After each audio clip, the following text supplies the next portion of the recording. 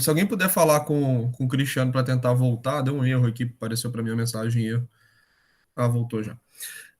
Eu havia dito para vocês que esse trabalho valeria 2 pontos para A2, certo? E que a gente faria um trabalho sobre alguns temas que nós estudaríamos ao longo desse nosso segundo semestre. A questão é que esses temas que eu colocaria como trabalho, vocês escolheriam um desses temas, né? Não vai dar tempo da gente falar sobre eles antes do trabalho. Então, assim, vocês teriam que fazer o trabalho pesquisando na internet sobre o tema, né? Pesquisando em livros, etc. Eu vou mandar referências para vocês. Eu queria saber se vocês veem problema em relação a isso. A outra turma não viu, né? De procurar assuntos que ainda não foram vistos em sala de aula, até acharam interessante pelo fato de poderem descobrir, né, por conta própria, um pouco mais sobre esses assuntos. Queria saber se vocês veem algum problema em relação a isso. Deixa eu passar aqui para vocês quais são esses temas. A gente vai falar individualmente sobre eles, mas seriam esses instrumentos de política macroeconômica, política fiscal, monetária, o trabalho seria uma resenha, vocês escolheriam, né, um desses temas e falariam sobre eles. Vocês veem problema de ser um trabalho sobre um tema que não foi visto ainda em sala de aula?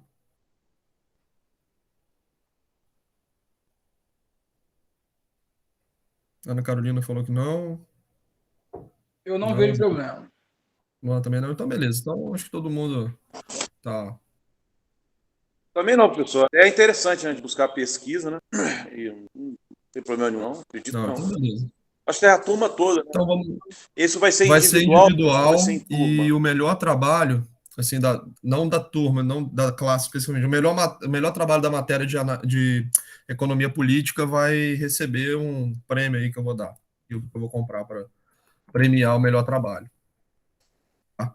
Então vai valer 2 pontos, e aí o melhor trabalho ainda vai ter esse prêmio aí, que vai ser um livro. Fiz isso no semestre passado, os alunos gostaram e tal. O livro é muito interessante, um livro básico assim, de economia, que tem bastante coisa numa linguagem mais acessível e tal. Beleza? Então vamos fazer isso. Então tá show. Incentivos, né? O princípio de economia, né? As pessoas são movidas a incentivos. Então, mais um incentivo aí para vocês capricharem no trabalho, não só pelo ponto, né, que vai gerar para a matéria, mas também pelo fato de ter essa premiação. Bom, pessoal, então vamos começar aqui nossa aula de hoje, fazendo, como sempre, aquela revisão que a gente executa. Deixa eu ver se eu consigo aumentar a claridade aqui, me dá agonia ficar em um lugar mais escuro. Não sei se a minha câmera está muito escura para vocês, mas o quarto para mim está escuro, está me incomodando. Não adiantou nada, não consegui resolver. Vamos lá. A gente falou na aula passada sobre macroeconomia, né? E nós falamos que a macroeconomia é o estudo dos grandes agregados, isso fazendo uma revisão. Então, a macroeconomia, ela estuda os grandes agregados nacionais, os grandes agregados nacionais. Os principais agregados nacionais são oferta agregada, oferta agregada, demanda agregada, renda agregada e produto, que é toda a produção realizada, né, dentro de um país, num determinado período. Então, esses são os grandes agregados. O que é um agregado? É você pegar o somatório individual de cada uma dessas grandezas. Então, o que é uma oferta agregada? É o somatório da oferta de todos os segmentos da economia. Somatório da oferta da indústria, por exemplo, de vestuário, da indústria automobilística, da indústria de serviços, etc, etc. A gente soma tudo isso e a gente tem uma oferta agregada. A demanda agregada é a mesma coisa. A renda agregada é a renda, né, de toda a população. O produto foi tudo que foi produzido, né, pela população ao longo de um período. Normalmente, esse produto ele vai ser um reflexo da demanda agregada ou da oferta agregada. Tem algumas óticas, né, como nós falamos na aula passada, para enxergar o produto. E, além disso, a macroeconomia cuida de grandes temas, como renda é um grande tema, emprego, emprego, inflação, dívida pública,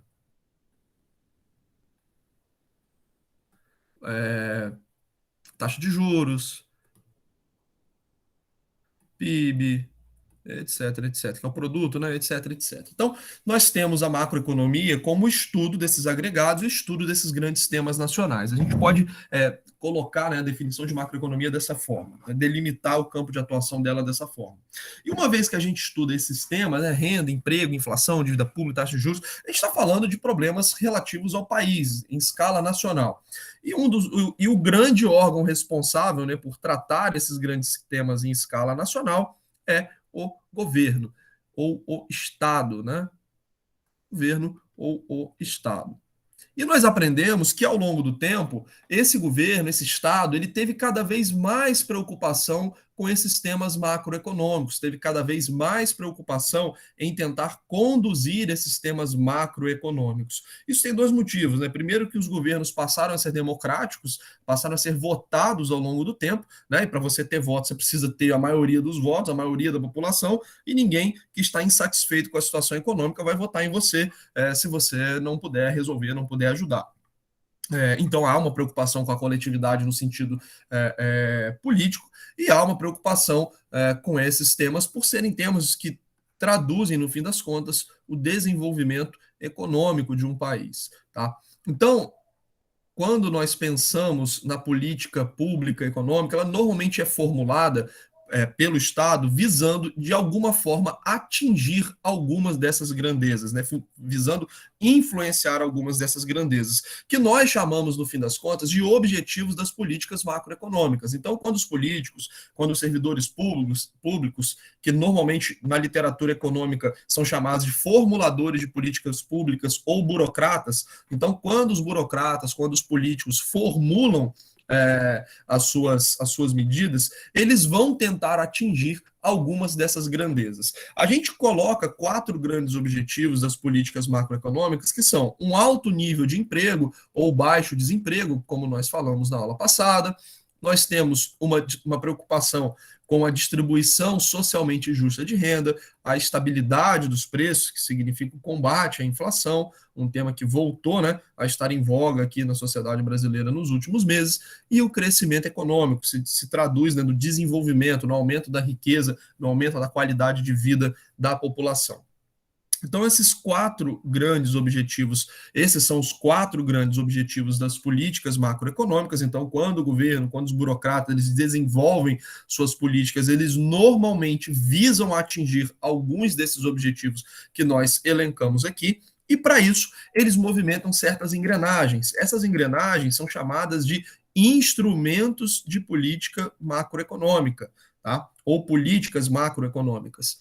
Essas políticas macroeconômicas, elas são divididas em alguns temas: política fiscal, política monetária, cambial, comercial e de rendas. Falamos também na aula passada que a política fiscal, ela tem a ver com gasto e receita do Estado. A política monetária tem a ver com taxa de juros, tem a ver com inflação, tem a ver com nível de moeda dentro da economia. A política cambial tem a ver com o valor da nossa moeda, do real, frente a outras divisas, certo? Frente a outras divisas. A mais conhecida delas é o dólar, tá? Mas não apenas o dólar, frente a outras divisas. A política comercial tem a ver com importações, a maneira pela qual o Estado lida com as importações e as exportações. E a política de rendas tem a ver com a remuneração dos fatores de produção, que são, quais são essas remunerações? Salários, lucros, aluguéis, etc. Tá? Então, para atingir os objetivos de políticas macroeconômicas, para conseguir chegar ao desejável, né, dentro desses temas, nós temos os instrumentos de políticas macroeconômicas sendo desenvolvidas ao longo do tempo pelos políticos e pelos burocratas. Esses temas, eles são divididos, né, essas medidas são divididas dentro dessas classes: política fiscal, monetária, cambial, comercial e rendas. Então, é isso que eles vão operar para atingir os objetivos. Então, eu quero aumentar o nível de emprego. Pela via fiscal, o que eu posso fazer para aumentar o emprego? Bom, eu posso contratar gente, então vou gastar com salários, né? Eu posso fornecer subsídios para as empresas, ou seja, eu posso diminuir os impostos sobre a folha de pagamento. Então, eu vou atuar pela via do subsídio. mas isso tudo aqui é um gasto fiscal. Eu quero estimular o crescimento econômico, então eu posso reduzir a taxa de juros, né? Então eu vou reduzir a taxa de juros. Eu quero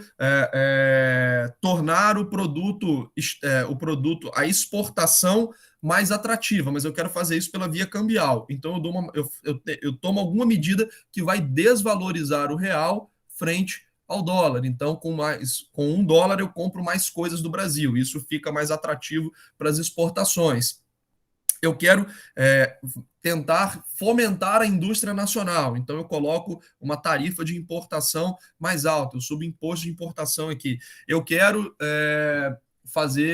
eu quero conceder aumentos reais sobre o salário dos aposentados e dos funcionários públicos. Então, eu concedo aumentos de salários, aumento do salário mínimo. Enfim, são várias medidas que podem ser tomadas para tentar atingir os objetivos de política, os objetivos macroeconômicos, tá? E essas medidas, elas são divididas dentro dessas classes. Nós falamos também sobre a contabilidade social, que é uma maneira da gente calcular, né, diversas dessas grandezas macroeconômicas, como renda, demanda, agregado, oferta agregada, etc., mas principalmente o PIB, que é a principal grandeza macroeconômica que é calculada e medida e comparada ao redor de todo mundo.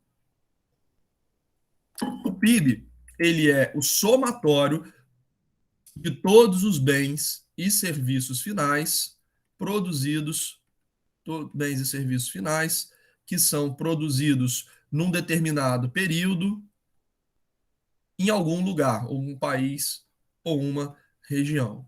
Então, o PIB, Produto Interno Bruto, ele é um reflexo de todos os bens e serviços finais que são produzidos num determinado período dentro de um país ou de uma região. Ok? Bem, falamos sobre esse PIB, PIB real, PIB nominal, né? Mas o que a gente vai revisar nesse momento é a fórmula do PIB. Para eu calcular esse PIB tem algumas maneiras, mas a ótica que a gente usa da demanda é a mais comum delas. E aí, quando nós calculamos o PIB pela ótica da demanda, nós vamos somar consumo das famílias, mais investimentos, mais gastos do governo, mais exportações, menos importações. Tá?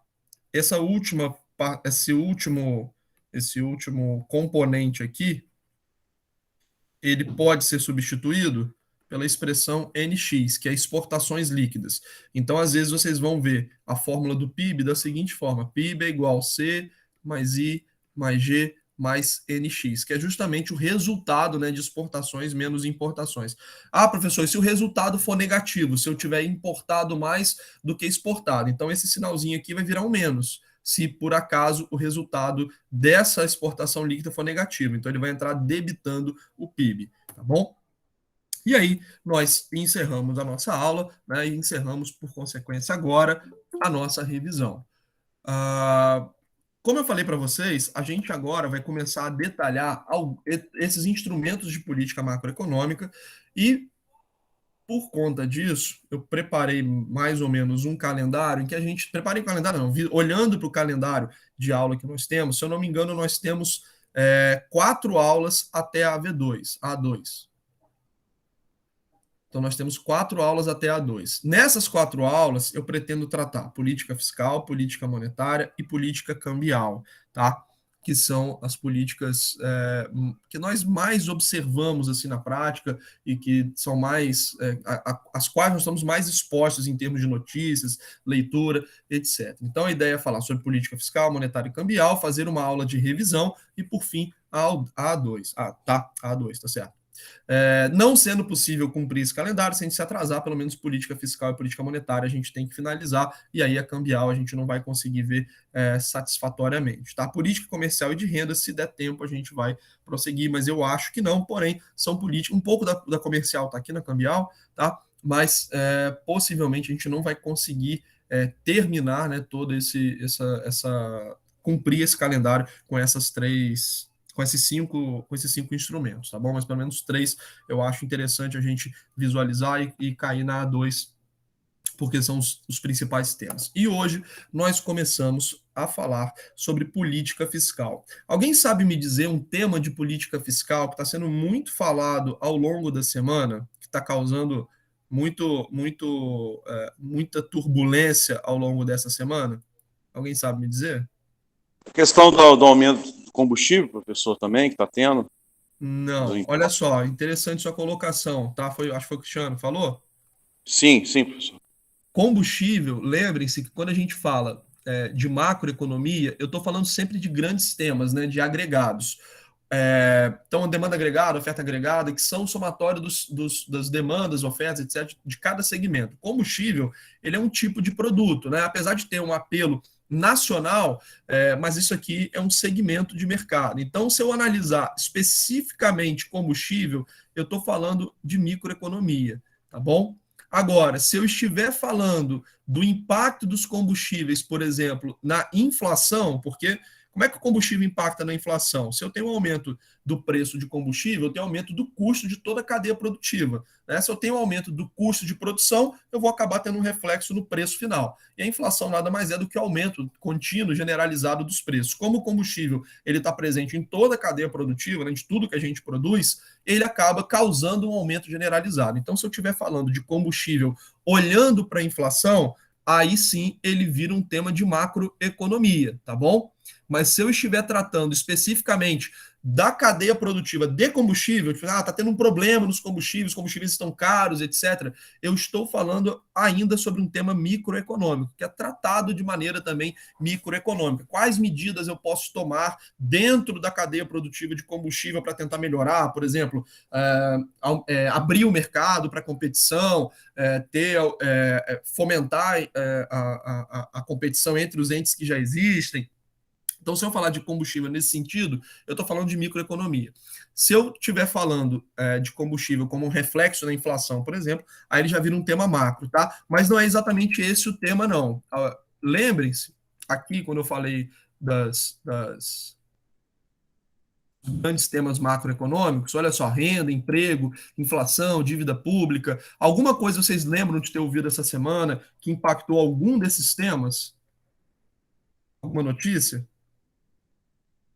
Eu, particularmente, essa semana não assisti, não, professor, jornal nenhum, assim.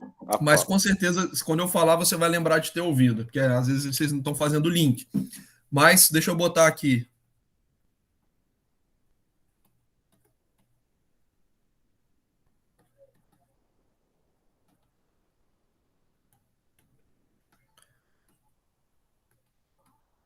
Vocês lembram de ter ouvido algum desses temas aqui ao longo da semana? Sim, teto de gastos. Beleza. Olha só, pessoal, a política fiscal, ela tem a ver com as receitas e com os gastos do Estado, tá? Nesse sentido, receita e gasto, nesse sentido, a palavra gasto aqui vai refletir despesas, ok? Custos. A ideia aqui não é fazer uma nomenclatura contábil, tá bom? Mas eu quero dizer tudo que sai do caixa do Estado. Então eu posso chamar de despesa ou eu posso chamar de gasto, tá bom? Ou custo, vai dar para fins de entendimento de política fiscal, vai dar no mesmo nesse momento, tá bom? Então a política fiscal, ela trata tudo que diz respeito às receitas ou gastos. A receita é aquele ingresso de dinheiro dentro do caixa do Estado. E o gasto é tudo que sai do caixa do Estado, tá? As receitas do Estado, elas normalmente vão se dividir entre receitas tributárias, essas são as clássicas. Existem outras, tá bom? Mas para a gente interessa falar de receitas tributárias e receitas que entram no caixa do Estado via dívida pública. Então eu faço uma dívida, eu vou lá no mercado, faço um empréstimo e esse dinheiro entra dentro do caixa do Estado. Tá bom? E os gastos, de maneira geral, eles vão se dividir em gastos para custeio do Estado, gastos que a gente pode chamar aqui de investimentos,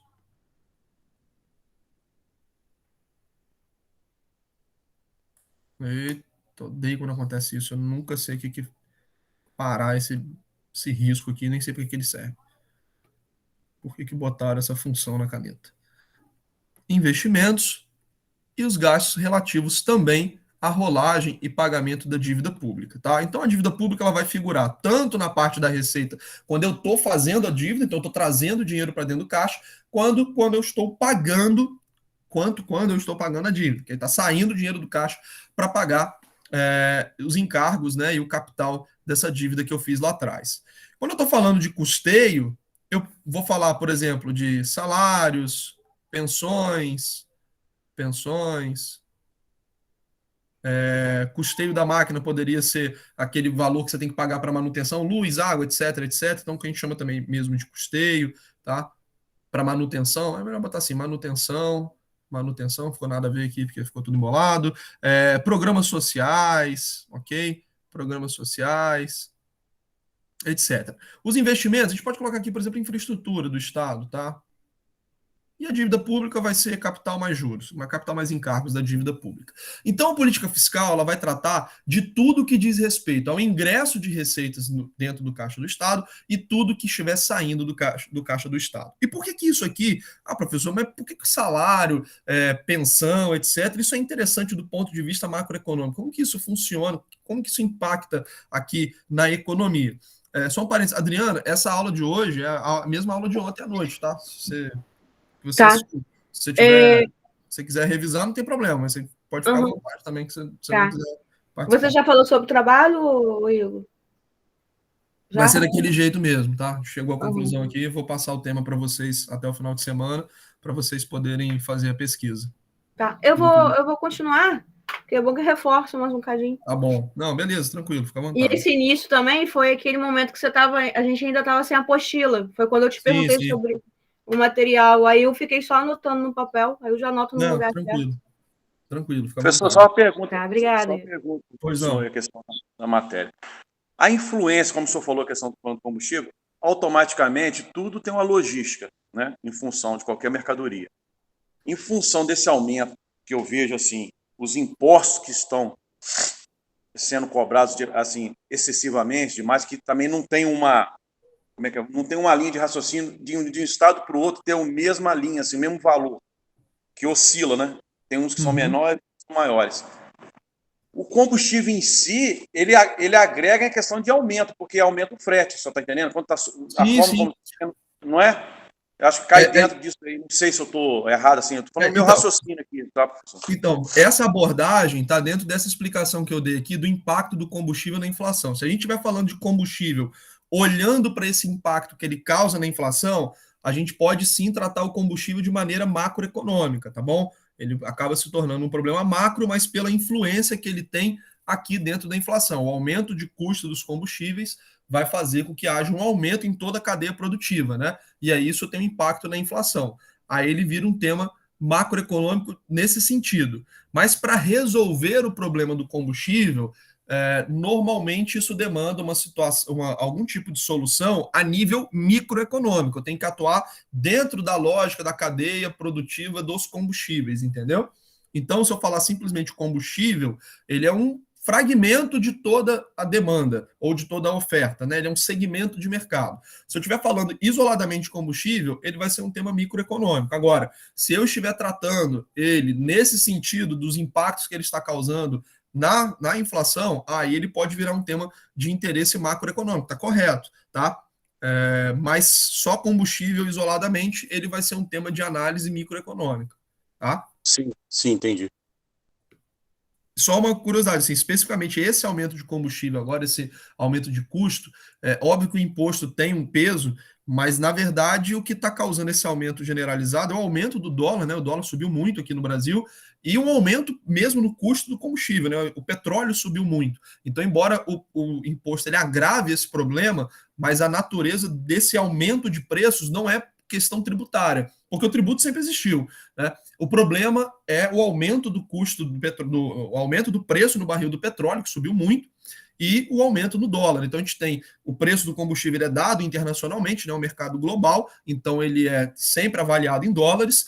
Aí você tem o preço base subindo e o dólar subindo. Então você tem um duplo efeito de alta. No mundo inteiro os preços de combustíveis estão subindo, né? Estados Unidos, Europa, Ásia.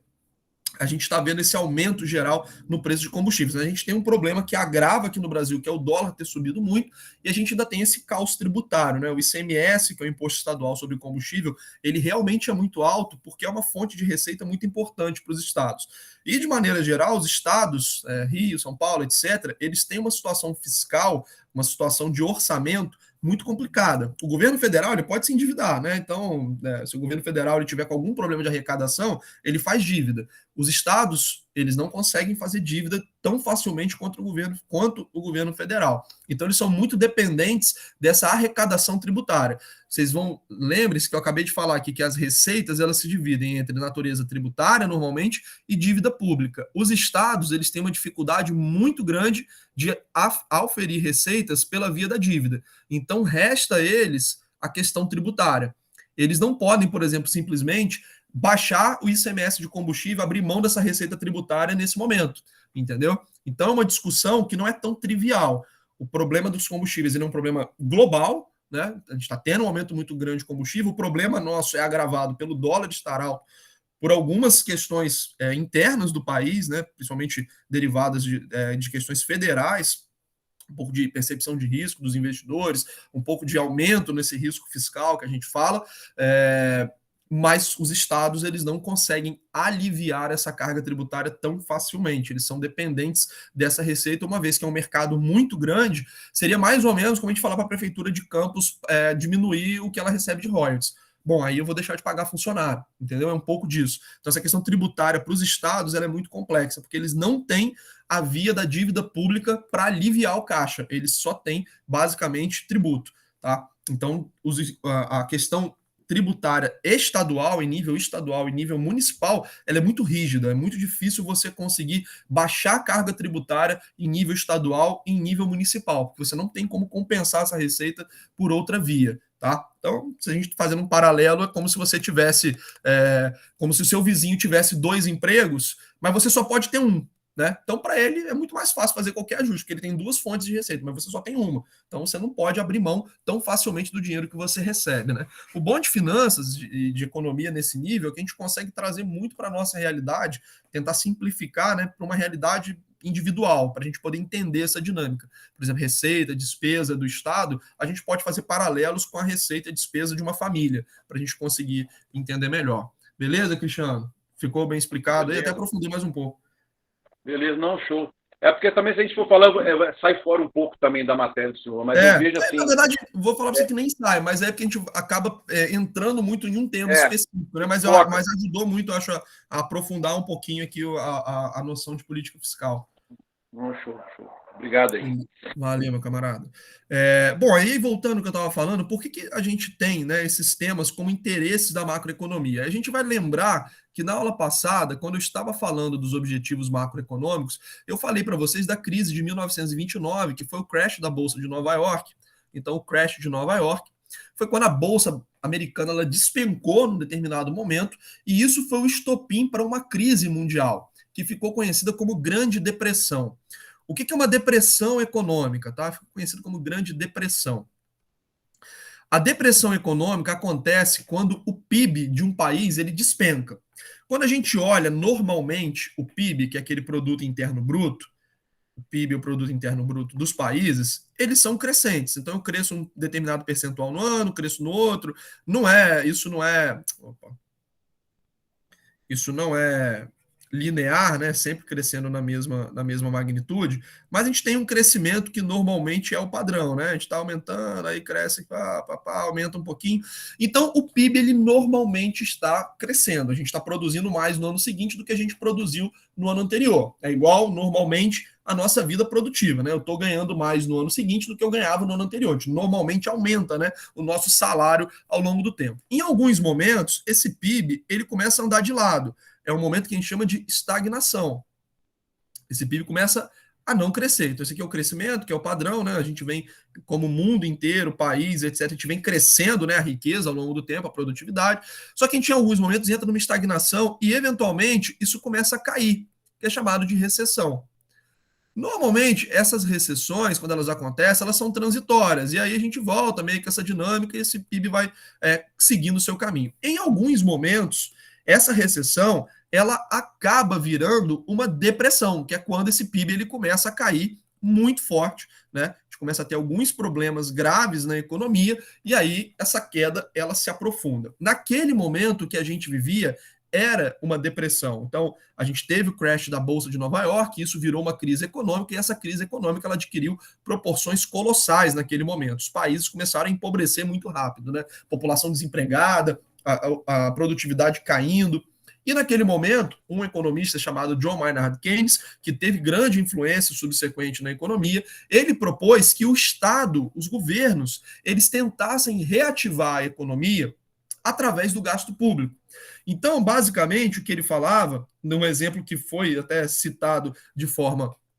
É um exemplo que ele mesmo deu. Se eu tenho, por exemplo, uma estrada, essa estrada ela pode estar ótima, o asfalto está maravilhoso, mas eu vou quebrar tudo e vou fazer outra estrada aqui, só para eu contratar gente para fazer isso, comprar cimento, comprar areia, comprar asfalto, alugar máquina, de forma que eu injete dinheiro dentro dessa dinâmica econômica, e aí, através dos salários dos operários, através do dinheiro que os empresários receberam, né, na venda de cimento, asfalto, areia, etc., isso acaba reativando um ciclo econômico positivo. Então, o que Keynes, naquela época, disse foi o seguinte: bom, se eu injetar dinheiro, por exemplo, em infraestrutura, de cada $1 que eu gastar, eu vou conseguir ativar a economia em $1,05, ou seja, a cada $100 que eu gasto, eu tenho $5 de crescimento econômico. Isso vai fazer com que a roda da economia volte a girar, que a gente reative a economia. E naquele momento isso funcionou, né? Então os estados começaram a gastar dinheiro, contratar gente, fazer obra, criar indústria, fazer um monte de coisa, criar ponte, túnel, metrô, um monte de coisa foi sendo feita e, de fato, as economias foram sendo reativadas através desse gasto estatal. É claro que isso não pode ser feito de maneira indefinida, né? Senão a gente tinha descoberto aí o elixir da prosperidade. Mas não é bem assim, até porque gastos excessivos geram dívida, dívida vai gerar gasto com dívida lá na frente, etc. Mas naquele momento, percebeu-se que o Estado, o governo, ele consegue influenciar de alguma maneira o crescimento econômico. O gasto do governo, a política de gastos, a política de receitas, consegue ativar e influenciar a economia. Então, desde a década de 30, a política fiscal passou a ser de grande relevância para a macroeconomia, porque, de fato, como o governo se organiza para gastar, como o governo se organiza para arrecadar dinheiro, ou seja, a maneira como as despesas são executadas, a maneira como as receitas são obtidas, isso vai ter reflexo na macroeconomia, na renda, no produto, no emprego, na desigualdade, na inflação, nas taxas de etc, etc. Tá? Então, a política fiscal ela é de um interesse muito relevante para a macroeconomia, consequentemente para a economia, ok? E a política fiscal, ela tem um caráter muito político, né, no sentido de política do dia a dia, porque tudo que um governante quer, né, como a gente vê com o Auxílio Brasil agora, é gastar dinheiro para ter popularidade, né? Então, se depender do governo, ele vai gastar o quanto ele puder gastar, porque ele vai poder dizer para o cidadão que ele asfaltou rua, ele vai poder dizer que ele deu um auxílio, que ele deu uma bolsa, que ele deu um vale-gás, que ele deu uma cesta básica, né? Então, se depender dos governantes, eles vão ter, né, essa predisposição a gastar mais, a arrecadar menos, certo? Então, a política fiscal ela tem um interesse não só econômico, como também político. Talvez seja a política que é mais utilizada no dia a dia para tentar influenciar os temas macroeconômicos. Pessoal, estamos todos na mesma página? Tranquilo até aqui?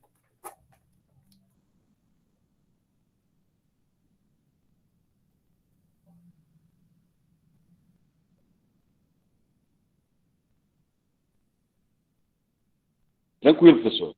Beleza. Então vamos nós. Deixa eu só dar uma olhada aqui como é que tá a bolsa aqui, só para ver a destruição, até que não está tão grande não.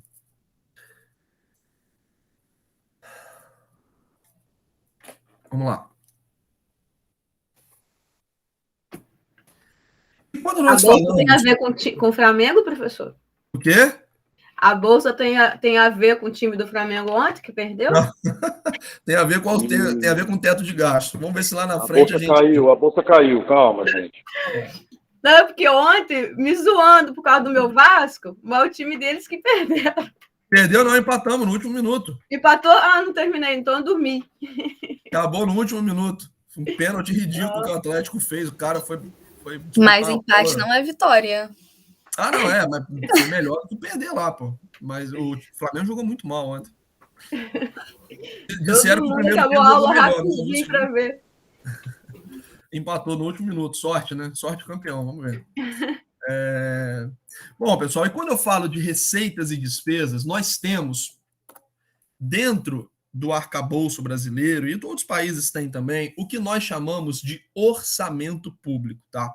O orçamento, ele é um instrumento que é utilizado pelo Estado em seus mais diversos níveis, tá? Então, Estado aqui com letra E maiúscula, tá bom? Em todos os níveis, municipal, federal, estadual, tá? O orçamento, ele é um instrumento que é utilizado para planejar a utilização do dinheiro público. Tá? O orçamento ele vai ter o objetivo de fazer uma estimativa das receitas e a fixação das despesas. Então, o orçamento público ele é uma peça, como se fosse uma peça gerencial, contábil, em que a gente vai conseguir fazer uma estimativa de tudo que o Estado ele vai arrecadar num determinado período e a gente vai definir tudo que o Estado vai gastar em um determinado período, ok? E esse planejamento ele é essencial para dar previsibilidade aos próprios agentes públicos, dar previsibilidade à sociedade, porque eu, Igor, tenho que saber se o governo vai gastar mais ou menos para saber se lá na frente eu vou pagar mais ou menos impostos, se a dívida pública vai subir ou vai cair, ok? Então o orçamento ele é uma forma de planejamento, de gerenciamento, mas também é uma forma de controle social sobre as atividades do Estado, porque, afinal de contas, eu não posso ser surpreendido enquanto cidadão, eventualmente um empresário, uma família, não pode ser surpreendido do dia para a noite com gastos do Estado que não estavam previstos, porque aquilo vai ter um custo, né, tributário lá na frente, um custo de dívida lá na frente, e do dia para a noite a gente ser surpreendido, por exemplo, com um aumento de imposto, né? O imposto vai subir porque a gente precisa fazer frente aos gastos que a gente criou do dia para a noite. Não, a gente precisa ter um processo para disciplinar esse andamento do poder público no que diz respeito à obtenção de receitas e à utilização do dinheiro para fazer frente às necessidades públicas, tá bom? Então, o orçamento, ele tem um caráter de planejamento, ele tem um caráter de gerenciamento, ele tem um caráter de acompanhamento, mas ele também tem um caráter de controle sobre as atividades do poder público, tá bom? Então, como diz aqui o slide, esse planejamento ele é essencial para oferecer serviços públicos adequados, além de especificar gastos e investimentos que foram priorizados pelos poderes da República. Então, essa ferramenta, qual seja o orçamento público, estima tanto as receitas que o governo espera arrecadar, quanto fixa as despesas a serem efetuadas com o dinheiro, né? A ideia de disciplinar esses gastos, principalmente, controlar esses gastos, é como eu falei, se depender dos políticos, né, eles vão tentar gastar o máximo possível para poder se reeleger, para poder ter um aumento de popularidade, ter um aumento de influência nas suas atividades. E não é do interesse da população, muitas vezes, que esse político ele fique gastando dinheiro público, né, tire da cartola determinadas soluções do dia para a noite, porque, afinal de contas, em algum momento, a gente vai ter que fazer frente a esses gastos públicos. Então, esse aspecto do controle e da disciplina orçamentária, ele é essencial, tá? Quando a gente está falando de orçamento. E, normalmente, a gente usa, né, esse nome orçamento público de maneira genérica. Oi? Ontem eu não quis comentar por causa de Rodrigo, né, porque poderia... Mas a de Rafael foi reprovada, enquanto a de Rosinha foi aprovada, né? Depois de anos, né? A gente tem, assim, como a gente falou ontem, né? Essa questão do controle orçamentário, e aí, até para contribuir aqui com o que eu acabei de falar, quando eu falo para vocês, e entrando nesse tema que a Adriana está falando, quando a gente fala de controle orçamentário, né? Esse controle, ele é exercido normalmente pelo Poder Legislativo. Então, legalmente, o Poder Legislativo ele faz o controle dos gastos, porque normalmente quem é o responsável pelo orçamento público é o poder executivo, tá? Normalmente é o poder executivo, embora todos os poderes tenham seu orçamento, o maior orçamento de todos e quem, no final das contas, determina, né, as regras orçamentárias é o poder executivo. Então, o poder executivo, ele é, em última instância, o grande responsável pelo orçamento público. E quando a gente fala de controle e disciplina desse orçamento público, legalmente, o órgão, assim, o poder responsável por fiscalizar os gastos é o poder legislativo. Só que esse poder legislativo, ele conta com algum suporte do que nós chamamos de entidades ou órgãos de controle do gasto público, que são normalmente os tribunais de contas, tá?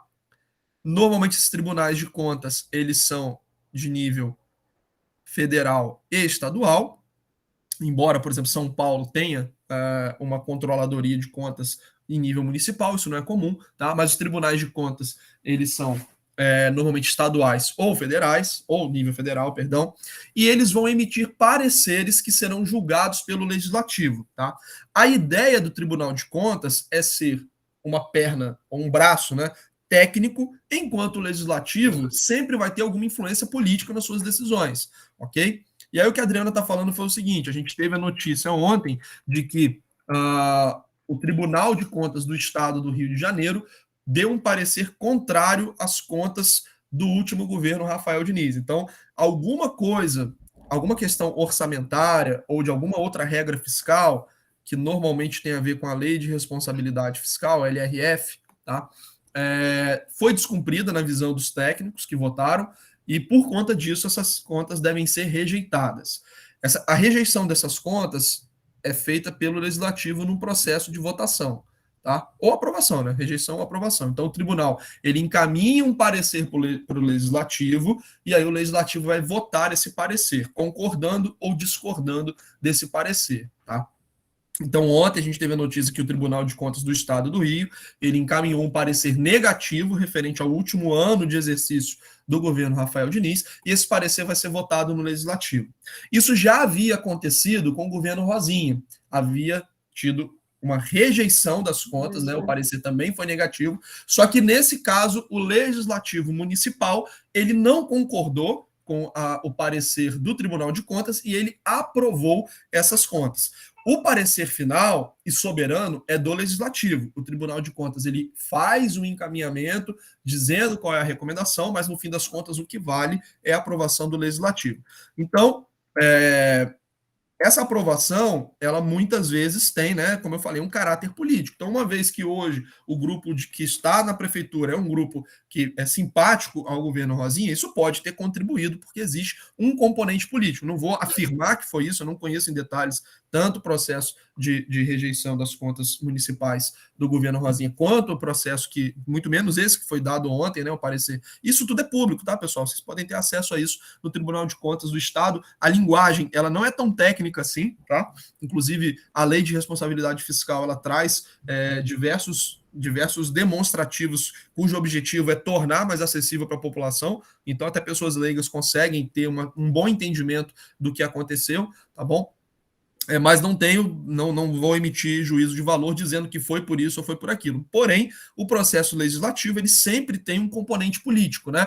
Tanto que quando houve o impeachment de Dilma, caso o Congresso tivesse de alguma forma aprovado as contas daquele momento, não teria tido subsídio político, né, para o impeachment. Como houve a rejeição de certa forma das contas, houve um motivo fiscal, né, para um descumprimento de regras fiscais, isso deu um argumento jurídico ao processo de impeachment, mas se por acaso naquele momento ela tivesse o controle político do Congresso, dificilmente isso teria prosperado, né? Então, por exemplo, normalmente um processo de impeachment, né, ele tem sempre um componente político, né? Collor, por exemplo, perdeu o processo de impeachment, enquanto Temer, Lula, FHC tiveram diversos pedidos solicitados e todos eles foram rejeitados, porque naquele momento havia uma composição política favorável na Casa Legislativa, né? Então, nesse aspecto orçamentário, infelizmente, a gente tem muita influência política e, eventualmente, se com parecer contrário os vereadores, de alguma forma, tiverem algum tipo de composição política, eles podem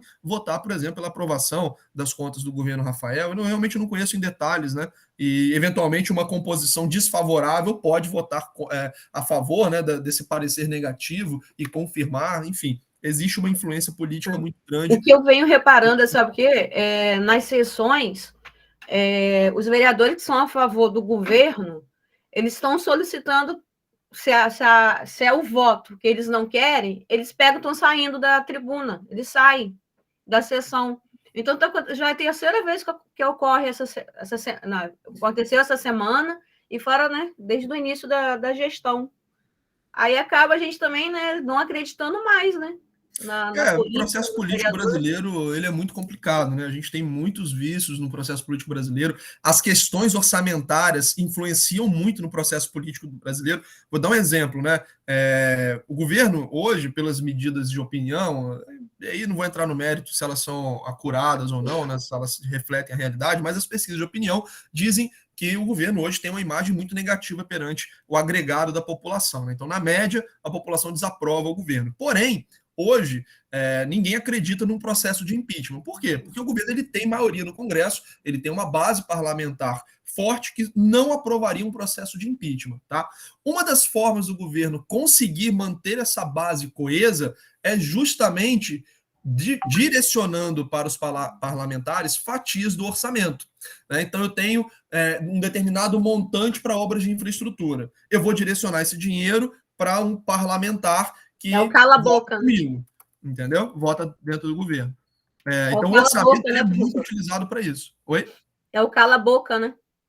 Mas assim, isso faz parte do processo político, né? O problema é que no Brasil a gente acaba desviando isso, né? Faz parte da composição você privilegiar aliados. Isso não é essencialmente errado, mas no Brasil a gente acaba ultrapassando o limite da moralidade muitas vezes, né?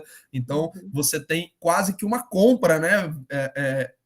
Legal, porque isso está dentro das regras hoje, isso não é ilegal você direcionar emendas, só que acaba desvirtuando, né, o processo político, você acaba tendo quase que uma compra de votos, né, por uma via legal. A gente piorou muito a gente vem piorando, né, as regras fiscais recentemente, mas, por exemplo, o que a gente chama de emendas do relator, né, são algumas dotações orçamentárias que são direcionadas para parlamentares, e essas dotações, elas são legais, elas hoje garantem uma base de apoio muito grande para o governo. E se trocar o governo, vai continuar garantindo no próximo governo, né? Então foi assim, uma ferramenta legal que foi criada para que a gente tivesse, né, fatias do orçamento direcionadas para determinados deputados que votam a favor do governo, que tem, né, o processo orçamentário hoje sob seu controle. Infelizmente, né, no Brasil, boas regras acabam sendo desvirtuadas muitas vezes. E aí depende, né, da qualidade política. Né? Então, por exemplo, por que ministro do Supremo é indicação? Deveria ser votação popular. Eu discordo, eu acho que tem que ser indicação política. O problema é que o processo político no Brasil é muito viciado, né? Então a gente talvez precise melhorar o processo político ao invés de mudar a forma de composição do Supremo. Né? Então eu estou entrando em outras coisas. Mas avancemos, né? Foi só para fazer esse parênteses aí com um comentário da Adriana. Acho que a gente pôde também aprofundar um pouquinho mais o conhecimento sobre política fiscal. E aí, nós temos dentro do orçamento 3 peças orçamentárias, tá? Então, apesar de a gente falar orçamento, o orçamento, tecnicamente, ele não é uma única lei, não é uma única peça, são 3 peças. A peça orçamentária de longo prazo ou médio prazo é a PPA, Plano Plurianual, tá? A PPA, ou o PPA, a gente acaba falando né, mas deveria ser o. A PPA é aprovada por um prazo de 4 anos e metade desses 4 anos fica no mandato e metade fica no mandato seguinte, de forma que a gente tenha uma continuidade de políticas públicas. A PPA ela serve para que a gente tenha diretrizes gerais de atuação do Estado, diretrizes gerais de gasto público, receitas públicas. Então, a gente tenta fixar alguns objetivos mais amplos no tempo e mais amplos geograficamente. A gente vai colocar objetivos regionais, a gente vai colocar objetivos nacionais, tá bom? Mas a grande função do plano plurianual é fixar diretrizes, objetivos e metas a serem perseguidas pelo orçamento público. Anualmente, a gente tem o debate, proposição e promulgação da LDO e da LOA, tá bom? A LDO, ela tem uma duração anual e o objetivo da LDO é nortear a elaboração do próprio orçamento. O orçamento, quando a gente fala assim, o orçamento público, a gente vai estar normalmente se referindo à LOA, tá bom? A Lei Orçamentária Anual. A lei orçamentária anual é o próprio orçamento, é o orçamento propriamente dito. Só que quando a gente olha para a LOA é uma lei gigantesca, com centenas de páginas, e é basicamente composta de uma série de tabelas em que a gente vai ter a especificação de todos os gastos que vão ser realizados em cada ente, em cada autarquia, em cada rubrica de gasto. Então, por exemplo, INSS, manutenção do prédio, compra de papel, tantos R$ 1.000, tantos milhões. Então, ela é bem minuciosa, tá? O orçamento, propriamente dito, ele é feito baseado nas discussões da LDO. Então, a LDO vai fazer as diretrizes, tá, do orçamento, vai criar as diretrizes do orçamento para que depois isso seja especificado nessa lei orçamentária anual, que os valores sejam estipulados e consolidados na lei orçamentária anual, tá bom? Mas o processo orçamentário é composto de 3 peças, quais sejam PPA, LDO e LOA, tá bom? E quando a gente olha para o orçamento público, a gente tem alguns princípios que devem ser seguidos por esse orçamento público. Por exemplo, o princípio da unidade. Cada esfera de governo tem que ter só um orçamento, ok? Então, apenas um orçamento deve ser criado para cada órgão de governo, cada esfera de governo. Então, federal, municipal, estadual, cada um deles deve ter apenas um orçamento público vigente naquele momento. Além disso, a lei orçamentária ela deve incorporar todas as receitas e despesas. A gente não pode ter receitas e despesas que sejam colocadas fora do orçamento. E aí uma das coisas que a gente para pensar, professor, quando tem algo muito fora da realidade, a gente precisa ter o gasto público, a gente precisa fazer alguma coisa via Estado. É para isso que nós temos algumas atuações extraordinárias no que diz respeito ao orçamento. Tá? Então, é possível a gente aprovar gastos e receitas fora daquele orçamento anual se a gente tiver uma boa justificativa para isso. Por exemplo, a pandemia de Covid, né, quando a gente teve a pandemia declarada, a gente teve que fechar muita coisa, o governo teve que fornecer auxílios para a população, para os empresários, então a gente precisou ter um gasto público muito elevado, precisou obter receitas fazendo mais dívida pública, e isso foi viabilizado através de uma peça orçamentária apartada, que foi chamada de orçamento de guerra. Então, em situações de calamidade, em situações de grave comoção, a gente tem saídas para realizar gastos extraordinários, mas esses gastos, eles também têm que ter previsão orçamentária. A gente elabora um orçamento ou emenda o orçamento vigente para poder colocar isso na prática, mas é necessário que a gente tenha a atuação, é necessário que a gente tenha a aprovação de alguma peça orçamentária, mesmo em situações atípicas, tá?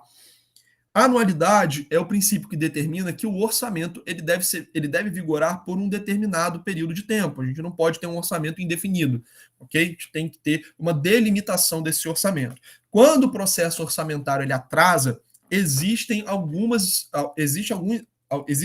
dispositivos que vão postergar o orçamento anterior numa determinada fração. Então, 1/12 do orçamento do ano anterior vale para o ano seguinte se houver um atraso no processo legislativo de aprovação daquelas peças orçamentárias.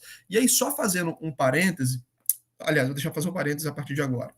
Um outro princípio é o princípio da legalidade. O orçamento ele é objeto de uma lei específica, tá? Então, o descumprimento do orçamento é descumprimento da lei, isso é crime, tá? Aqui no Brasil a gente chama de crime de responsabilidade quando um governante ele atua em desacordo com as regras orçamentárias. Inclusive, esse desacordo com as regras orçamentárias não atinge apenas políticos, tá? Cargos de carreira, por exemplo, funcionários do Ministério da Economia, funcionários da Secretaria Estadual de Fazenda, Secretaria Municipal de Fazenda, eventualmente um reitor de uma universidade, né? As universidades elas têm autonomia orçamentária, então um reitor de uma universidade que tenha descumprido o orçamento, tenha feito alguma ilegalidade em relação ao orçamento daquela universidade, ele pode ser processado, pode ser condenado por isso, porque o orçamento é uma lei, ok? E aí, fazendo um parêntese, faltou só eu explicar que essas peças orçamentárias, elas normalmente são propostas pelo executivo, elas são analisadas, propostas pelo executivo, elas são analisadas e deliberadas pelo legislativo, ou seja, o legislativo ele vai se debruçar sobre o que o executivo encaminhou de proposta, tá? Então o executivo ele quer gastar tantos bilhões, trilhões num determinado ano, ele vai colocar a especificação. Os deputados têm autonomia para discutir aquilo e modificar, tá? Então eles não só analisam, eles deliberam em cima daquilo, eles podem modificar aquela programação que foi enviada pelo executivo. Eles vão, depois dessa deliberação, fazer uma votação dentro do Congresso a respeito do orçamento e o Executivo, ele aprova ou ele sanciona o projeto de lei orçamentária, tá? O projeto de lei orçamentária, que a gente chama de PELOA, tá? E aí isso volta para o Executivo e a partir do momento que ele faz essa sanção, esse orçamento passa a vigorar com a vigência, né, do ano seguinte, normalmente. Tá bom? Então, o processo legislativo para aprovação do orçamento é: o Executivo propõe, o Legislativo ele analisa e delibera e o Executivo sanciona, tá bom? Justamente porque ele é um projeto de lei, ele passa por esse trâmite. Vocês devem ter visto isso já em introdução ao direito, como é que funciona, né, um processo legislativo de leis, essa tramitação de leis, né, proposições do Legislativo, do Executivo, etc. Um outro princípio orçamentário é o da exclusividade. A lei orçamentária ela tem que conter apenas questões orçamentárias e financeiras. E aí isso acontece porque no Brasil havia alguns jabutis nas leis orçamentárias. Quando a gente aprovava o orçamento algumas décadas atrás, colocavam coisas no orçamento que não tinha nada a ver com o orçamento. Como o orçamento era uma lei, a gente acabava aprovando medidas de outra natureza dentro de uma lei orçamentária. E como ela é lei, passa a ter vigência, certo? E aí a gente acabou com isso, né? Esse princípio ele sempre existiu, mas não era seguido, e aí o orçamento ele passa a ter somente questões orçamentárias e financeiras. Eu não posso ter disposições estranhas a esses temas dentro de uma lei orçamentária, tá bom? Inclusive, isso foi utilizado na época, né, no escândalo dos anões do orçamento. O fato desse descontrole da lei orçamentária ele era tão grande que um grupo de deputados conseguiu incluir nessas leis alguns dispositivos que os beneficiava pessoalmente, né, corrompendo o processo de desenvolvimento da lei orçamentária, num escândalo que ficou conhecido como anões do orçamento, né? Esse hábito que a gente tinha no Brasil de colocar um monte de penduricário na lei orçamentária favoreceu um grupo de deputados que usava isso para corrupção. O princípio da discriminação, que o orçamento ele deve ser específico, tá? Ele não pode ser genérico. Eu tenho um gasto aqui de manutenção do prédio do IFE. Então, o orçamento ali do IFE, eu tenho manutenção do prédio do IFE. 50 milhões. Não é assim, eu vou gastar com o que eu quero 50 milhões. Não, eu vou gastar um pedaço com luz, com água, com papel, etc, etc, etc. Tá? Então eu tenho que ter discriminado, óbvio que não vai chegar no mínimo detalhe, mas eu tenho que ter discriminado dentro do melhor possível, né, para coordenar a capacidade de gerenciamento com a capacidade da gente conseguir controlar esse gasto. Tá? Então, o processo da discriminação, da publicidade, o orçamento ele é público, até porque ele é uma lei, né? Então ele atende ao princípio da publicidade. O equilíbrio orçamentário é essencial, inclusive o debate que a gente está tendo hoje, né, relativo a esse teto de gastos, é justamente um problema de equilíbrio orçamentário. O governo ele quer aprovar 30 bilhões de gastos além do que estava previsto, né? E como eu falei, ele não pode simplesmente, o presidente não pode chegar e canetar dizendo que ele vai aumentar o Bolsa Família, vai mudar o Bolsa Família para Auxílio Brasil e aumentar em 30 bilhões o gasto. Não pode. Ele tem que ter um processo orçamentário. Então isso tem que ser aprovado via crédito extraordinário, né? Existe um processo legislativo, como eu falei para vocês, que vai dar conta de fazer entrar no orçamento esses gastos que não estavam previstos. E é justamente isso que a gente está debatendo. O governo ele quer aumentar em 30 bilhões o gasto público para aumentar o benefício concedido ao Bolsa Família, que vai se tornar um programa chamado Auxílio Brasil. Tá? Qual que é o problema do governo fazer isso? Esses 30 bilhões eles não estavam previstos no orçamento. Então, quando as receitas foram estimadas, a gente não tinha a previsão desses 30 bilhões. Ao acrescentar esses 30 bilhões, nós vamos romper esse princípio do equilíbrio e nós vamos desequilibrar o orçamento. A gente vai ter que arrumar receita de algum lugar para poder fazer frente a esses 30 bilhões que o governo quer gastar. E 30 bilhões vai acabar no Congresso, os deputados vão botar isso para 50, vocês podem ter certeza. Né? Como eu falei, todo político ele quer gastar mais. Só que eles precisam indicar a fonte de onde vai vir essa receita, né? Num primeiro momento, isso vai acabar vindo de dívida pública. Então, o governo ele vai precisar de uma autorização para aumentar a dívida pública mas posteriormente isso vai virar, de alguma forma, aumento de impostos, né? Então, num primeiro momento, a gente tem o aumento da dívida pública e, num segundo momento, o aumento de impostos. A questão é que, pelo princípio orçamentário do equilíbrio, a gente não pode criar despesas do nada, né? Eu também não posso criar receita que eu não tenha destinação para esse dinheiro. Ah, vou fazer receita aqui para ficar com caixa forte no Estado. Não. A gente tem que ter um equilíbrio entre receitas e despesas. O debate que a gente está tendo essa semana é justamente pelo fato de que o governo ele quer aumentar o gasto dele em 30 bilhões, fora do previsto, e ele precisa, de alguma forma, indicar de onde vem esse dinheiro. Hoje a gente está discutindo um aumento da dívida que posteriormente vai ser compensado por um aumento de impostos. Então, na cabeça do governo, eles vão arrumar esse dinheiro através do aumento da dívida pública e, além disso, um aumento no imposto de renda que já estava sendo debatido, né, na Câmara, foi aprovado na Câmara e está com o Congresso agora para ser votado, tá? Para que a gente possa tentar equilibrar, né, esse aumento de custos. E, por fim, a não vinculação significa que a gente não deveria criar despesas vinculadas ou receitas vinculadas dentro do orçamento, para ter uma capacidade gerencial maior. Um dos grandes problemas do orçamento público, inclusive, essa semana, final de semana, vai sair uma entrevista na Folha da Manhã, impressa, se alguém quiser comprar, eu vou falar um pouco lá numa matéria que vou tratar um pouquinho disso, né, rapidamente, né, mas mencionando que a despesa pública é uma despesa muito rígida. Hoje os gestores públicos eles têm muitos gastos que são vinculados, então eu tenho tantos por cento que tem que ir para tal coisa, tantos por cento para aquela coisa. Isso não é desejável, porque às vezes eu não tenho aonde gastar esse dinheiro, né? Então, vamos direcionar 10% do PIB para educação, 20% para a saúde. Bom, se eu não tiver um processo gerencial muito bem feito, e no Brasil isso acaba não acontecendo, eu vou acabar gastando por gastar, só para fazer frente à necessidade legal. Né? Não vou ter um gasto de qualidade. Isso no Brasil é um problema recorrente. Então, para fins de gerenciamento da dívida pública, não é tão interessante a gente ter essa vinculação realizada no orçamento. Tá? Pessoal, tranquilo até aqui sobre princípios orçamentários? Beleza? Estamos na mesma página? Estão conseguindo acompanhar? A velocidade está ok? Está indo muito rápido? Me dá um feedback aí.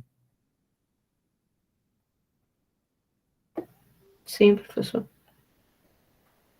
Beleza.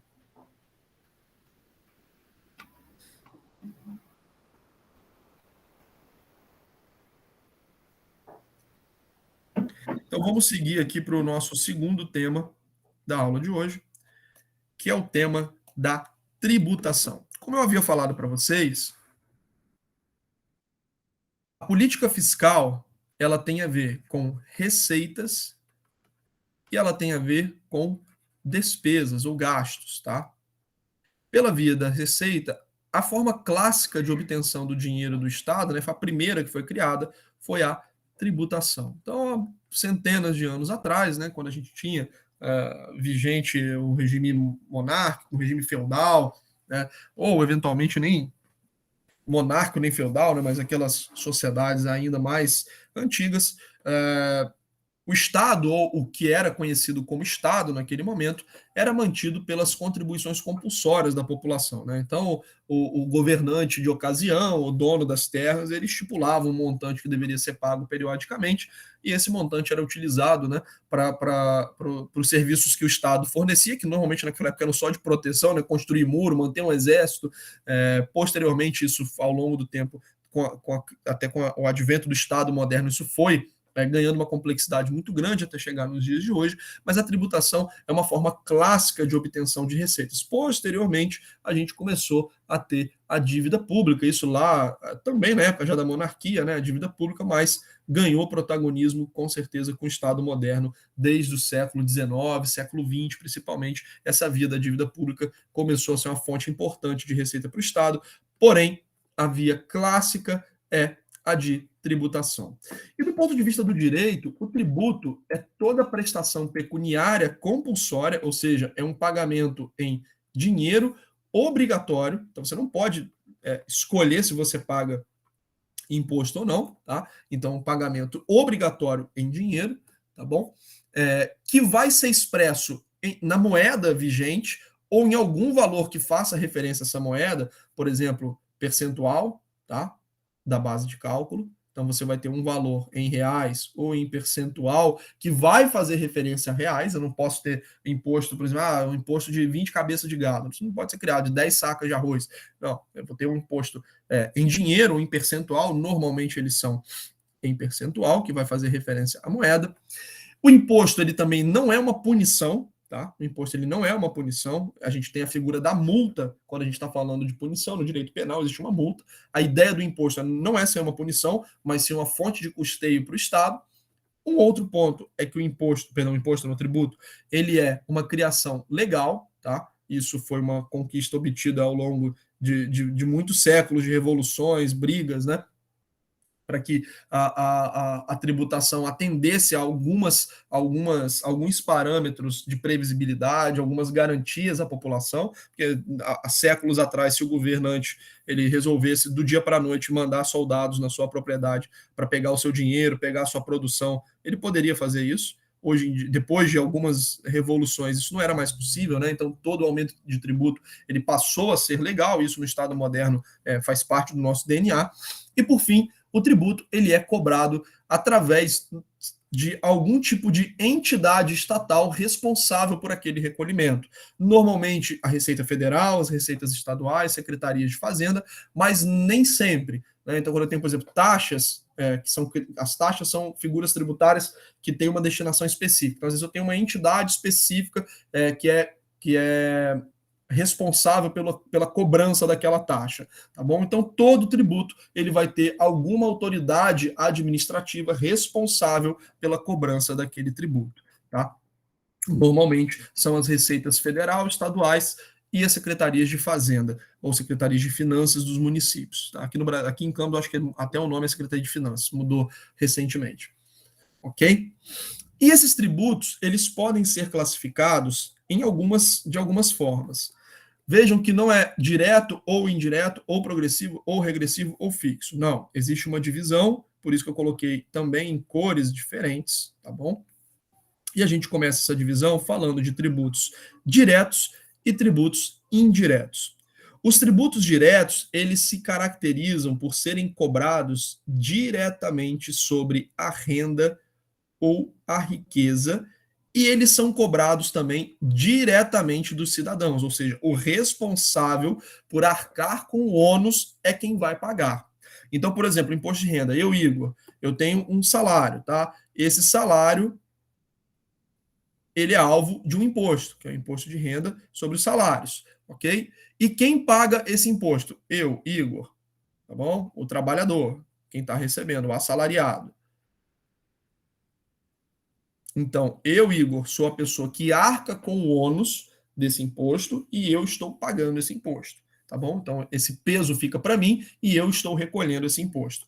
Além disso, esses tributos, eles incidem sobre renda, né, que é o fluxo de recebimento, salários, lucros, aluguéis, royalties, etc. Então, é um fluxo de recebimento que você tem, ele é tributado, ou algum tipo de estoque de riqueza, né? Um patrimônio financeiro que foi acumulado, um patrimônio que está sendo passado para outra pessoa.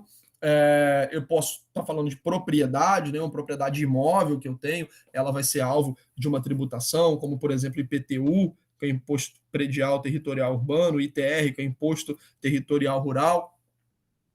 Então, você vai tributar diretamente o cidadão e, além disso, você tributa a renda, que é um fluxo, ou a riqueza, que é um estoque de riqueza acumulado, né, daquela pessoa. E nós temos também os tributos indiretos. Os tributos indiretos, eles incidem normalmente sobre circulação de mercadorias ou prestação de serviços, ou seja, esses tributos eles vão tributar uma relação econômica que está acontecendo entre duas partes, que normalmente envolve a venda de bens ou de serviços. Tá bom? Esses impostos, eles acabam sendo pagos por uma determinada parte da transação, mas eles são arcados por outra. Então, por exemplo, eu tenho, sei lá, o ICMS. Quando você vai pagar a gasolina, você não paga a gasolina e o ICMS apartado. Você paga só a gasolina. O preço do ICMS já está ali dentro. Quando você vai contratar uma prestação de serviço, você não paga a prestação de serviço mais o ISS. O ISS está embutido naquela prestação de serviço. Quem paga esse tributo é a empresa. ou o profissional liberal que está fornecendo o serviço, que está realizando aquela venda, mas quem arca com o ônus financeiro é quem está comprando, né? Então, se eu tenho um aumento de imposto, eu vou ter um reflexo no custo final daquele produto. Foi o que a gente estava falando, o exemplo da gasolina, né? Então, se os governos estaduais eles resolverem aumentar a alíquota de ICMS, quem vai arcar com o ônus financeiro, por exemplo, desse aumento de imposto, vai ser o cidadão, o consumidor. Mas quem vai pagar vai ser a empresa. Ela recolhe isso na fonte, mas o ônus financeiro fica a cargo do consumidor. Por isso que esses impostos eles são chamados de indiretos, tá? Eles não vão tributar diretamente a pessoa que é responsável pelo ônus financeiro e eles tributam, né, uma relação econômica que se dá entre algumas pessoas. Além disso, nós temos a classificação dos impostos como progressivos, tributos, progressivos, regressivos e fixos, tá? O tributo, a gente acaba, no jargão de economia, a gente acaba equiparando, às vezes, tributo e imposto. Então, se eu falar imposto não for no contexto de impostos, vocês entendam como tributos, tá? Nem sempre eu vou reparar que eu estou errando. Mas os tributos, eles podem ser progressivos quando acontece o seguinte: quando o tributo ele é mais pesado, quanto mais rica é aquela pessoa. É o famoso princípio da capacidade de pagamento, tá? Princípio da capacidade de pagamento. Quem pode mais, paga mais. Então, se eu ganho 30 mil reais, eu pago 27,5 de imposto. Se eu ganho 2 mil reais, eu sou isento. Se eu ganho, sei lá, 3 mil reais, eu vou pagar 15% de imposto. Ou seja, quem está recebendo mais também vai pagar proporcionalmente mais. Quem está recebendo menos vai pagar proporcionalmente menos. Por exemplo, o imposto de renda, né? Então, dessa forma, eu consigo fazer com que as pessoas que têm maior capacidade financeira também deem uma contribuição maior, o que acaba sendo mais justo para o sistema tributário. Então, de forma desejável, os impostos eles têm que buscar ser progressivos, né? Porque eu faço com que quem pode pagar mais arque com uma parcela maior da sua renda para custear os serviços do Estado, para custear a estrutura do Estado. Professor, Oi. No caso dos impostos, no imposto de renda, quando diz que a pessoa está isenta, ela fica isenta apenas na declaração ou no desconto dos impostos? Por exemplo, no salário, ela fica isenta, tipo, você não tem um desconto? Pode acontecer dela não ter o desconto, ou pode acontecer dela ter o desconto, mas por algum motivo de regras de imposto de renda, ela acabar ficando isenta. Por exemplo, gasto com saúde, você abate o imposto a pagar. Então, vamos supor que eu tenha sido tributado no meu salário, né? Então, eu estou pagando mensalmente o imposto de renda, só que eu deveria ser isento. Por isso que existe aquele ajuste anual que normalmente acontece em abril, né? Você vai informar a Receita tudo que você recolheu de imposto e o que você deveria recolher. Se esse ajuste ele ficar desfavorável a você, você recebe uma restituição. Então, por exemplo, eu deveria ser isento, mas acabei pagando ao longo do ano. Então, você tem uma devolução desse dinheiro que você pagou a mais.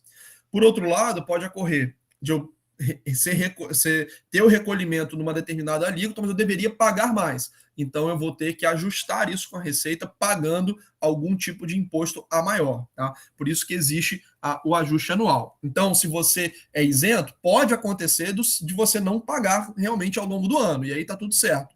Mas pode ocorrer de você acabar pagando por algum motivo, e aí você tem essa restituição no ano seguinte. Ou você pagou mais do que deveria e tem a restituição dessa diferença, entendeu? Então, não necessariamente quem é isento não vai pagar, não vai ser... Você não pode, por exemplo, por ser isento, evitar de pagar ao longo do ano. Por exemplo, eu deveria ser isento, mas o meu empregador está descontando meu salário e repassando para a Receita. Você não pode pedir ao empregador que não faça isso. Você vai ter que esperar o ajuste anual para você ter essa restituição. Entendeu? Eu perguntei porque, tipo assim, há muitos anos a gente tenta ficar isento, pais de crianças autistas, né? Ficar isento. Mas na ponta do lápis não seria tão interessante você ser isenta, porque, por exemplo, hoje, quando eu declaro meu imposto de renda, eu tenho notas dedutíveis, né? Então eu tenho um retorno de alguns valores. Se eu se declarar isenta, mas não ter desconto, não voltar a nada, também não seria interessante. Na verdade, tem que ver se, às vezes, não é só um efeito psicológico Isso, porque na É. teoria deveria ser assim, não deveria Porque fazer assim, eu diferença. pensei assim, eu vou, a pessoa, a família fica isenta, mas, por exemplo, no salário do provedor não tem desconto, Aham. né? O certo seria assim. Mas É, no fim, não. É uma questão só, como o senhor falou, psicológica. Eu sou isenta, mas o meu desconto sai no final do ano. porque No assim, final alguns do mês, tipos, cada mês sai, né? regra geral, você não vai conseguir evitar o pagamento de imposto ao longo do ano, Ah, ao longo do tempo. Mas para questões de saúde, muitas vezes você tem algumas decisões judiciais que aí você manda o seu empregador não recolher o imposto no salário. Mas é que foi o que eu te falei. No fim das contas, não deveria fazer diferença, né? Por exemplo, eu não deveria ser, tipo assim, eu sou isento, mas eu acabo sendo beneficiado pela restituição. Tem que ver se esse benefício não é só um deslocamento temporal do dinheiro, né? Que às vezes, por exemplo, eu deveria evitar pagar R$ 100 todo mês, mas eu estou tendo 1.200 no ano seguinte. Mas peraí, se você evitar pagar todo mês, vai dar 1.200 ao longo do ano, né? Então, 1.200 você só está recebendo de uma maneira cheia o que você deixaria de pagar. Na prática, deveria ser isso. Então, se você, por exemplo, está pagando 100 ao longo do ano e não deveria pagar, você vai ter uma restituição de 1.200. Não pode acontecer, primeiro, eu paguei 100, não deveria pagar e tem uma restituição de 1.500. Então, na prática, tem alguma coisa errada, entendeu? Então, não deveria fazer diferença. Como o dinheiro ele tem valor no tempo, o ideal é que você não pague ao longo dos anos, entendeu? Você não pague ao longo do tempo. Se você está percebendo algum benefício por essa situação, talvez seja só uma questão de você fazer um ajuste financeiro aí, levando em consideração, como eu falei, o dinheiro no tempo, etc. No fim das contas, e assim, provavelmente é isso. Você está em achando que está tendo particular, benefício, mas não tipo está. assim, o que a gente, por exemplo, o que eu percebo, né, em particular, o desconto do imposto de renda pela empresa, o valor é muito maior do que eu consigo com as notas, com os gastos que eu tenho, né, de terapia dos meus filhos, eu consigo um retorno. Então, é onde, né, alguns pais não, alguns pais, às vezes, por ter um valor bem menor em termos de salário, a nota que eles apresentam é vantagem fazer, né? Apresentar a nota e não ficar isento. Mas no meu caso, não, porque a despesa é muito maior, né? E o desconto Entendi. também é 3 vezes maior do que o pouco que eu tenho, né? Então, de talvez, não apresentar. sei nesse caso específico, mas algumas pessoas conseguem liminares impedindo o desconto do salário, entendeu? Porque se você chegar para o seu Sim. empregador, não desconta não que eu tenho um benefício. Ele não vai, simplesmente ele não vai fazer isso, né? Mas se tiver uma sentença judicial, você vai estar amparado aí, ele não vai precisar ficar Não descontando. sabia. Não sei se Sabia, não. cabe, eu não sei se cabe, mas em alguns casos você tem sentenças judiciais que beneficiam, por exemplo, pessoas que têm algum problema de saúde. Eu tenho uma cliente, se eu não me engano, ela tem alguma doença que ela conseguiu um benefício que aí, mas ela é funcionária pública, né?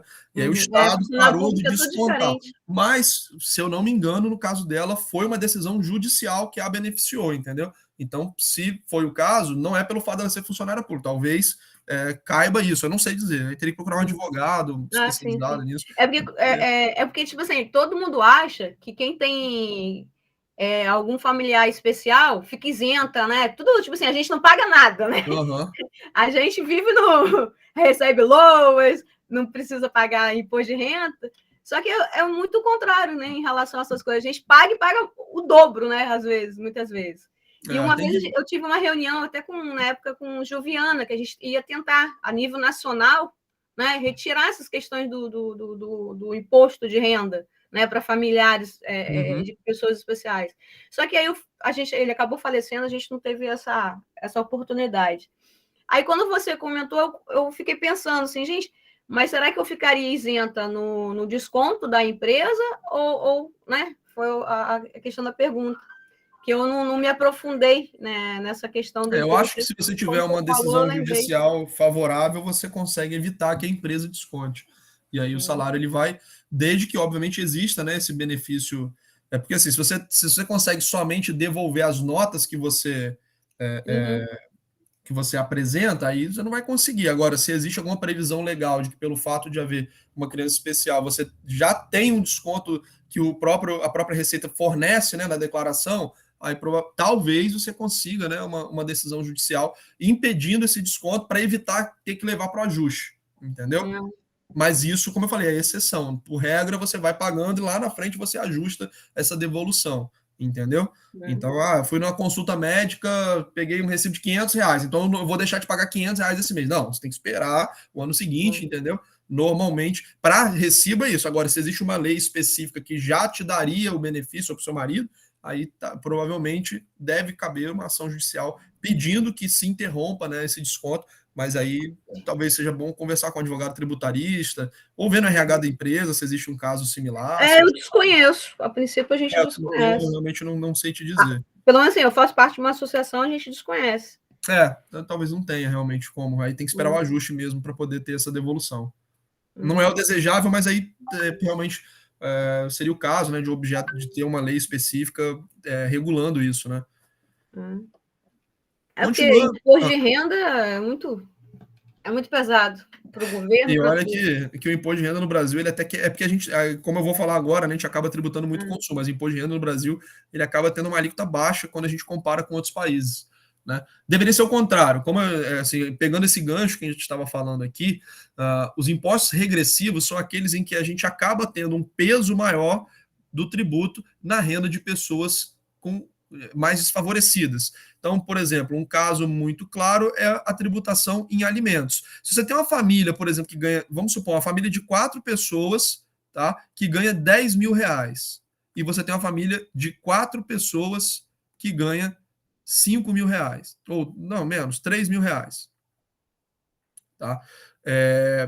Mesmo essa família sendo mais rica, em termos de alimentação, ela não vai consumir muito mais alimento que uma família de 4 pessoas mais pobre que ela, tá? Então, por mais que tenha alguns luxos aí para comprar, vai comprar marcas melhores, mas você não vai consumir o dobro de arroz, o dobro de feijão, o dobro de carne que uma família de 4 pessoas de renda menor conseguiria comprar. Então, se você tem, por exemplo, um gasto de supermercado aqui nessa família de R$ 2.500, e aqui você tem um gasto de, sei lá, R$ 2 mil nessa família, se a gente tiver 20% de tributo sobre produtos de alimentação e 20% aqui, o peso desses 20% sobre os 2.500 e, consequentemente, sobre os 10 mil é muito menor do que 20% sobre 2 mil e, consequentemente, sobre 3 mil. Significa que essa família com renda menor, ela paga mais imposto, o imposto tem um peso maior no orçamento dela do que uma família com R$ 10 mil. Então, o tributo sobre produtos, ele acaba onerando mais uma família mais pobre, porque em termos de orçamento daquela família, aquele tributo ele consome uma fatia maior do que consome numa família de maior renda. Então, quando a gente tem uma economia que tributa muito produtos e serviços, a gente acaba fazendo com que essa economia tenha um comportamento regressivo em termos tributários, ou seja, eu faço pessoas de capacidade financeira menor pagarem proporcionalmente mais do que uma família de capacidade financeira maior. Tá? Isso não é desejável, mas alguns impostos têm essa característica. Por exemplo, o ICMS, que afeta a gasolina, como nós falamos desde o início da aula. Então, se eu vou abastecer o meu carro, Igor, eu estou abastecendo o meu carro, e para uma pessoa do lado que tem, sei lá, um Porsche milionário, eu vou botar 100 litros, 100 não, eu vou botar 30 litros de gasolina e ele também vai botar 30 litros de gasolina, mas o peso do tributo para mim é muito maior do que é para ele, porque a renda dele é muito maior que a minha, ok? Então... Foi por isso que eles tiraram a questão do empregado doméstico? De quê? Foi por isso que eles, por exemplo, a gente poderia declarar, né, o valor que a gente pagava para o empregado doméstico. Só que sim. Do ano passado para cá, não mais. Ano retrasado, aliás. Porque você acaba fazendo... Mas foi por conta disso? Porque aí não se acaba o subsídio, você acaba fazendo o governo dar um subsídio para quem tem um empregado doméstico, que normalmente é uma família de maior renda. Inclusive, esse é um tema muito espinhoso, mas relativo também a gastos com saúde, né? Porque se você está gastando com saúde, muitas vezes você não está no sistema público, né? E se você está fora do sistema público, pressupõe que você tem uma renda mais alta. Então, o gasto com saúde, ele poder ser abatido no imposto de renda, acaba sendo um subsídio a também pessoas de maior renda. Claro que esse tema é muito mais espinhoso do que o tema, né, de funcionários domésticos, né? Uma pessoa para fazer lavar, passar, etc., dirigir, isso tudo realmente é muito mais espinhoso. Mas o raciocínio é o mesmo, né?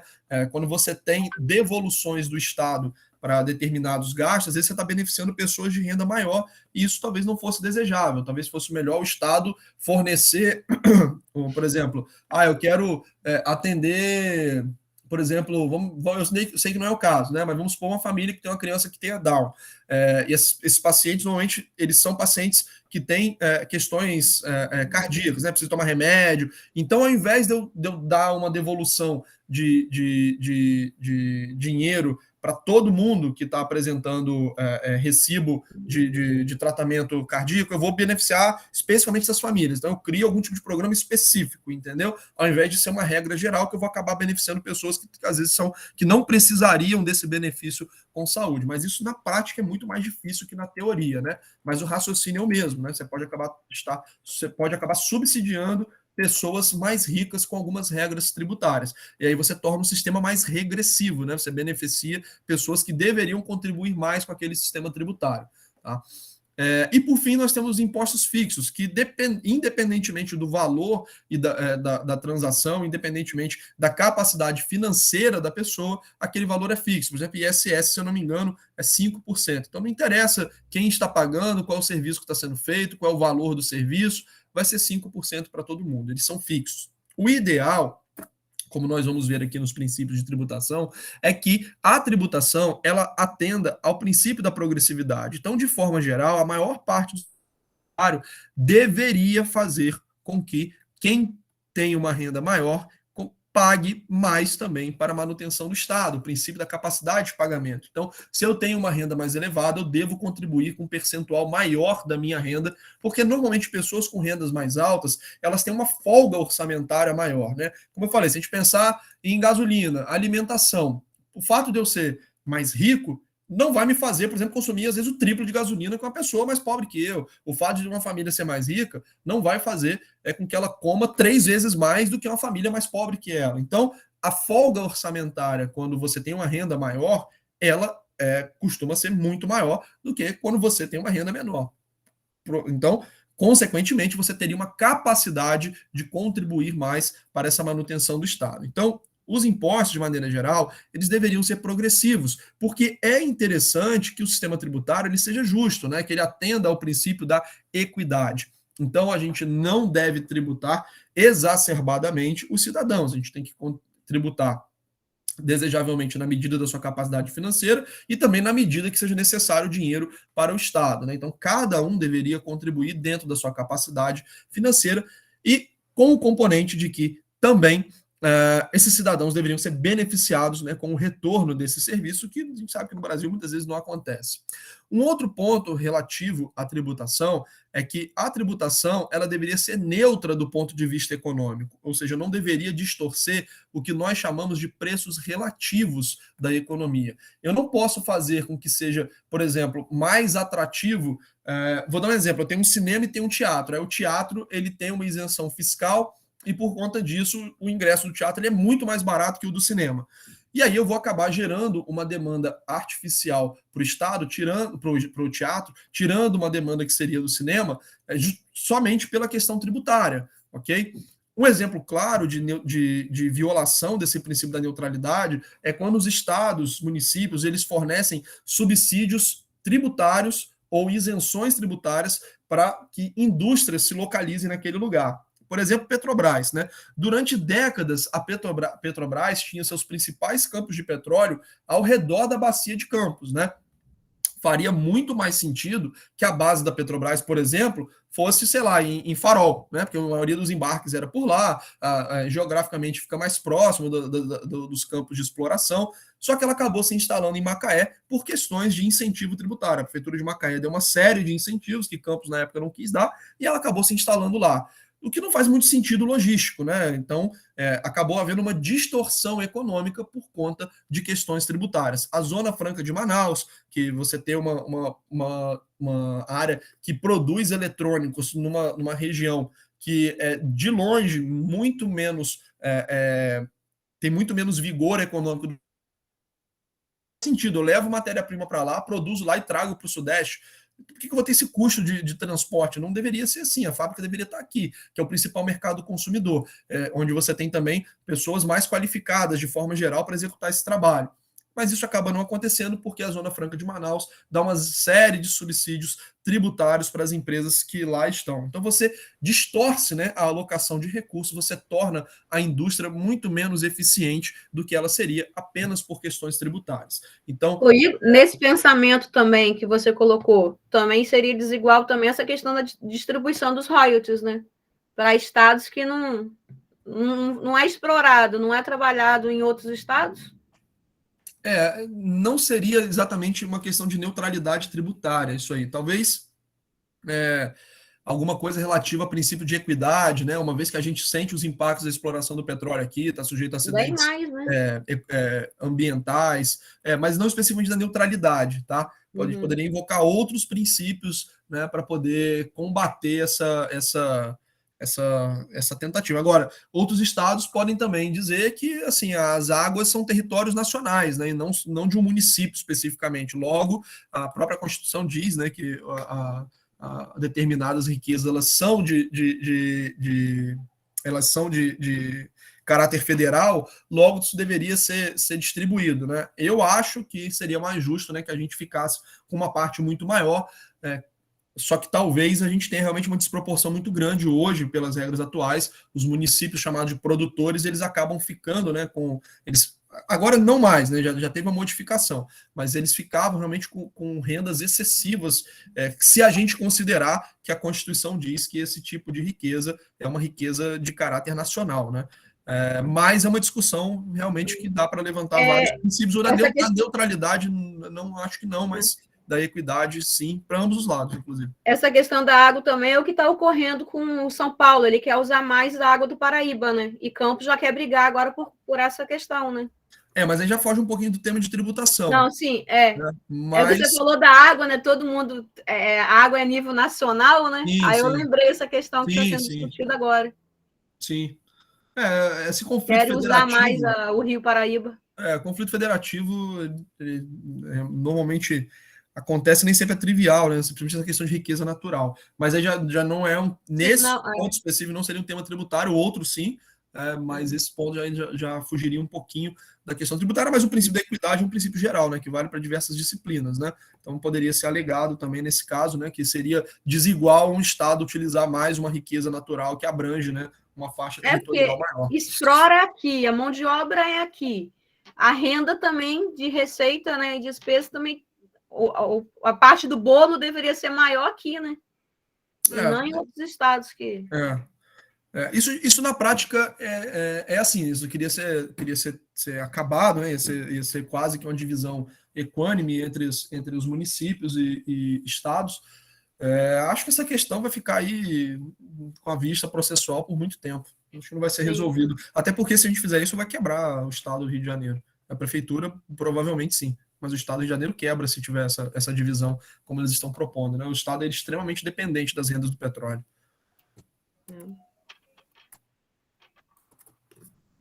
Bom, e por fim, o princípio da simplicidade, né? O tributo ele deve ser de fácil apuração e fácil pagamento. Então, a gente deve ter a capacidade de entender bem aquele tributo e de recolher também aquele tributo com certa facilidade, né? Não posso ter uma complexidade na apuração e no pagamento dos tributos, tá? E por fim, pessoal, vamos falar aqui dos tipos tributários. Os impostos são os mais conhecidos e a característica dos impostos é que eles não são vinculados a nenhuma atuação do Estado, né? Isso é um pouco estranho, porque a gente acha imposto territorial urbano, imposto de veículos, automotores, acho que é esse, IPVA, acho que é isso, automotivos.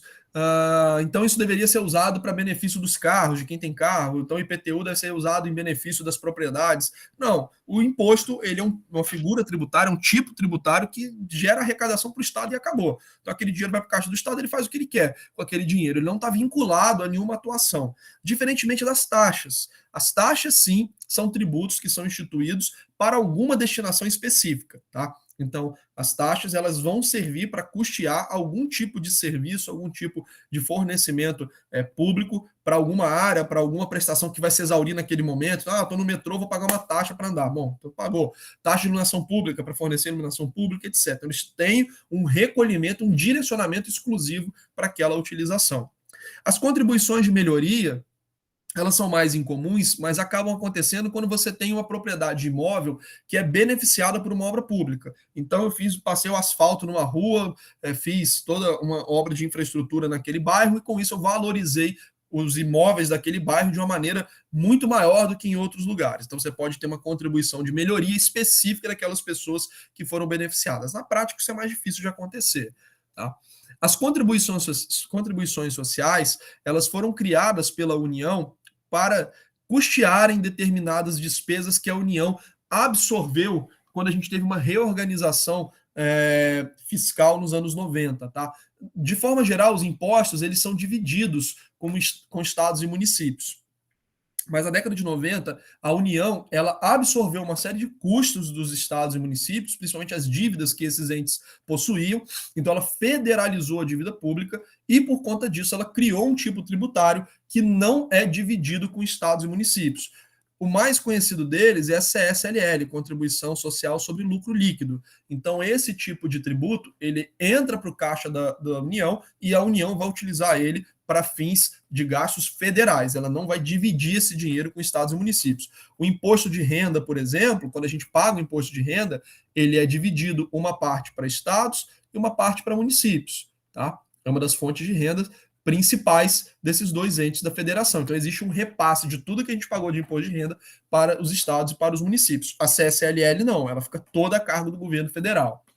Os empréstimos compulsórios são figuras previstas na Constituição que podem ser colocadas em vigor em caso de calamidade pública, despesas extraordinárias. Então, em situações limite, o governo ele pode instituir um empréstimo compulsório, que é basicamente ele realmente pegar dinheiro de uma hora para outra da população, mas isso nunca foi feito, tá?